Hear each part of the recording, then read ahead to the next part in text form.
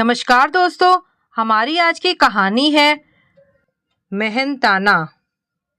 माँ, आप सोने से पहले रात को पापा से 10 रुपए क्यों लेती हो? बताओ ना।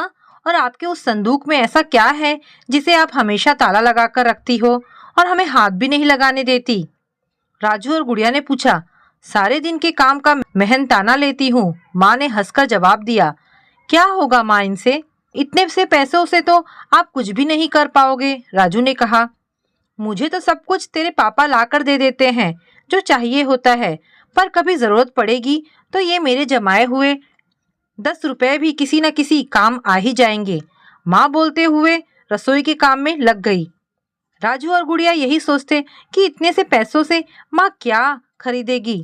ऐसे ही समय बीतता गया, पर माँ की 10 रुपए लेने की आदत जस की तस बनी रही।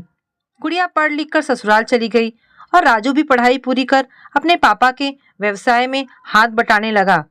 मेहनत दुगनी हुई तो व्यवसाय भी दुगना हुआ। माँ अब पापा के साथ साथ राजू से भी रोज 10 रुपए लेती और अपने उस संदूक में रख देती। राजू अब भी माँ की इस सनक पर हंसता जरूर था, लेकिन पहले ही की तरह कुछ पूछता नहीं था। ऐसे ही समय कट रहा था कि अचानक बाजार में मंदी आने से व्यवसाय में मुनाफा कम हो गया।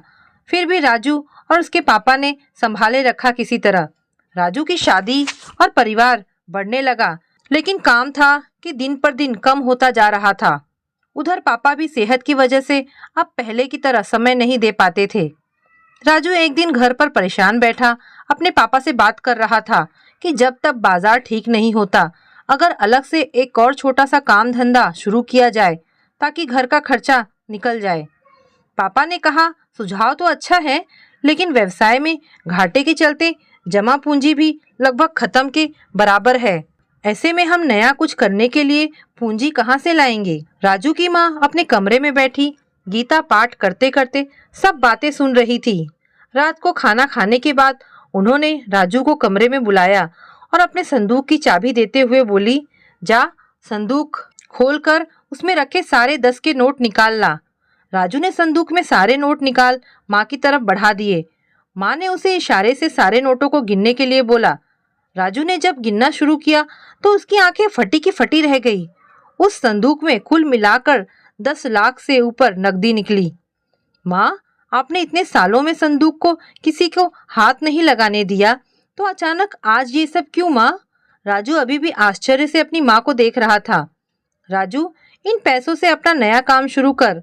मेरा मेहनताना तो मेरे परिवार के लिए है, माँ ने जवाब दिया। राजू चुपचाप बैठा सोचने लगा कि माँ की इस सनक ने आज पूरे परिवार को बचा लिया। तो दोस्तों, ये कहानी आपको कैसी लगी मुझे कमेंट करके अवश्य बताएं। धन्यवाद दोस्तों।